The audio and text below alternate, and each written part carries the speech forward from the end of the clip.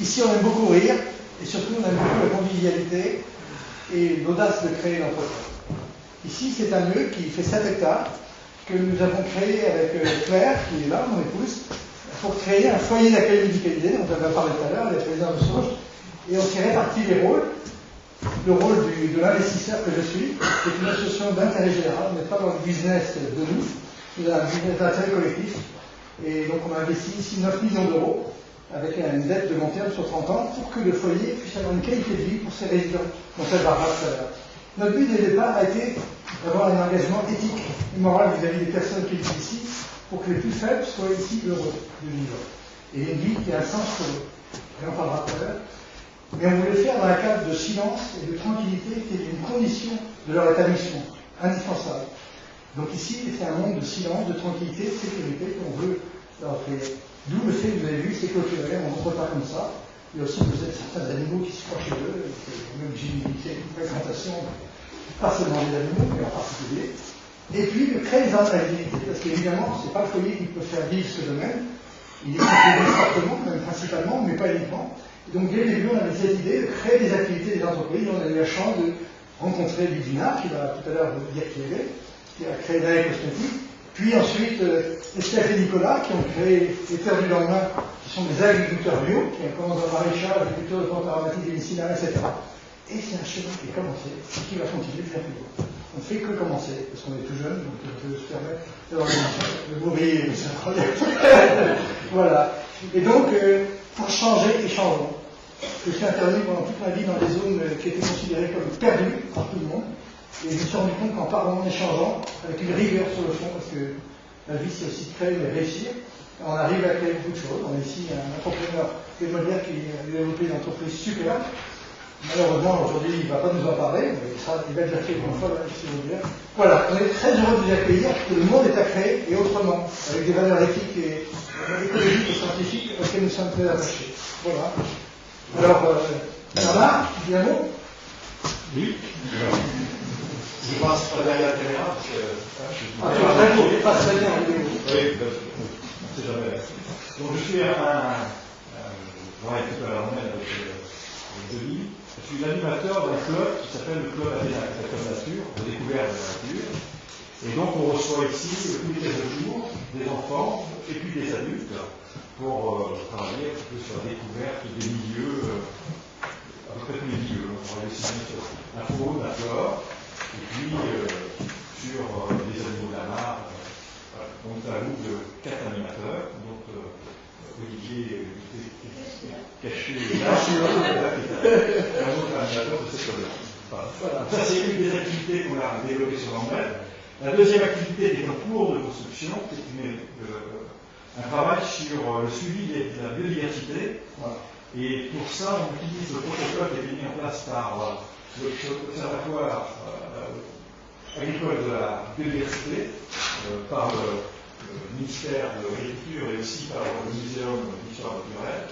Et on essaye de monter à travers quatre suivis les rubriques, les abeilles solitaires, les papillons et puis les toiles à terre. Voilà. Ludivina, Sanchez, si tu veux bien dire qui tu es. Donc on vous présente les co-organisateurs de cette série de conférences. Ça se présente Non, pas très parce que vous sachiez, ici c'est pas un lieu neutre, c'est un lieu de co-entrepreneurs. Voilà, Ludivina. Bonjour, alors, nous avons été accueillis il y a 2 ans et demi de cela par Denis Chassenet au sein de la Langue de Belle.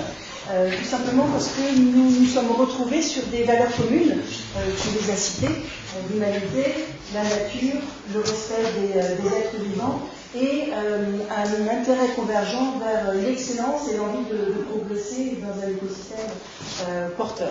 Donc nous faisons des cosmétiques naturels, on a une démarche très innovante parce qu'on essaie de proposer des solutions extrêmement écologiques pour aussi accompagner des changements de comportement que demande la société actuelle, et notamment nous fabriquons des cosmétiques solides. Je vous donne juste un petit exemple.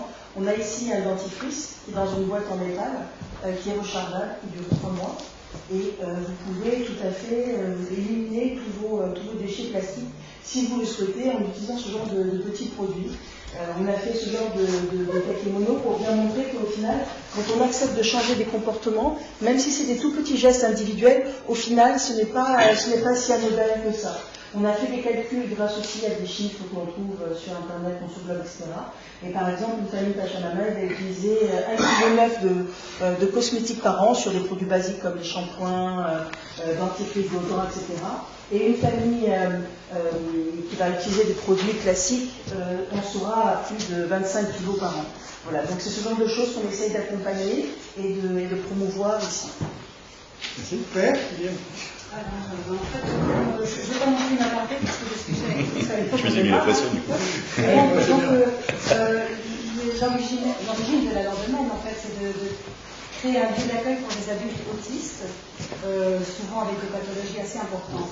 Alors l'idée, c'était pas du tout de créer un foyer tout seul dans la nature, c'était de créer un foyer avec, de créer autour une diversité d'activités avec lesquelles nos adultes entreraient en interaction pour se former, pour vivre dans une société avec des valeurs communes, parce que ça, les valeurs, c'est vraiment très important. Pour nous, on considère que quand une société fait de la place et accepte les défis que pose la vie, là, l'autisme, c'est un défi à la fois scientifique, social et psychopédagogique, puisque c'est un handicap qui porte sur ce qui fait la vie en société, à savoir la communication et les interactions sociales. Donc c'est vraiment un défi de la vie ensemble, du vivre ensemble. Donc on a voulu créer ici cet écosystème qui respecte la nature, la biodiversité des plantes, mais aussi la biodiversité des humains, et qui intègre tout ça et qui essaie de répondre à tous ces défis.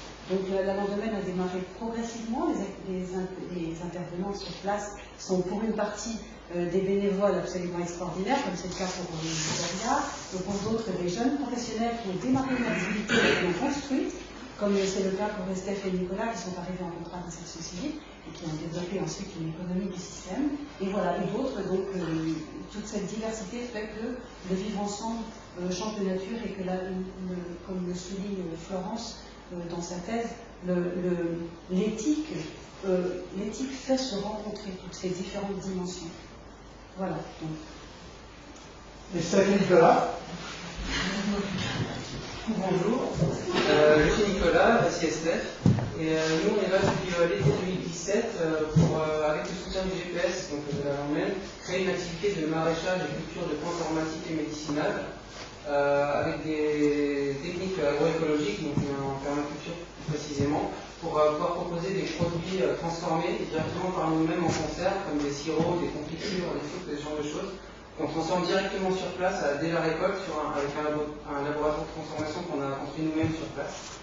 Et en gros, voilà, donc c'est avec des techniques de permaculture qui permettent de respecter au maximum l'environnement, les écosystèmes et de valoriser la biodiversité locale.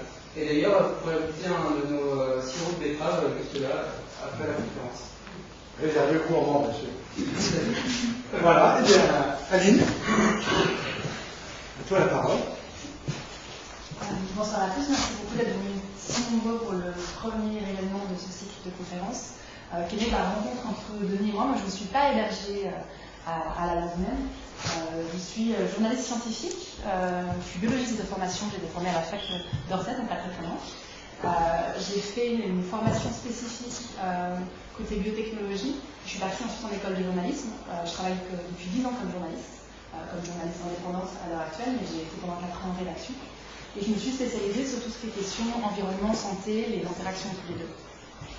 Ça m'a amenée à me former à l'agriculture biologique plus exactement, et je suis en train de lancer une production de plantes aromatiques et médicinales à Massieu-Chapelle, donc vraiment juste à côté d'ici. Et c'est dans ce cadre-là, en fait, au tout départ, que j'ai rencontré Denis pour discuter justement de production de plantes aromatiques. Et en discutant, on s'est rendu compte qu'on avait effectivement plein de questionnements communs sur l'agroécologie, la fertilité, comment faire perdurer la fertilité des sols. Et c'est de là qu'est née l'idée de ce cycle de conférences, qui est donc un cycle sur 3 ans, avec à chaque fois 3 conférences qui vont essayer de respecter la temporalité agricole. Donc c'est pour ça que celle-ci a lieu maintenant, mais les prochaines auront lieu de nouveau dans la période creuse, donc à partir de novembre, pour s'assurer qu'on puisse aussi toucher un public de professionnels. L'idée étant vraiment de venir questionner nos pratiques, aussi bien le jardinage que l'agriculture quand on est professionnel, et de venir par le retour d'expérience aussi bien de chercheurs que de personnes qui sont dans le test accompagnées ou non, de venir voir comment on peut progresser ensemble vers des pratiques qui sont plus écologiques et qui vraiment respectent à la fois le sol et l'humain.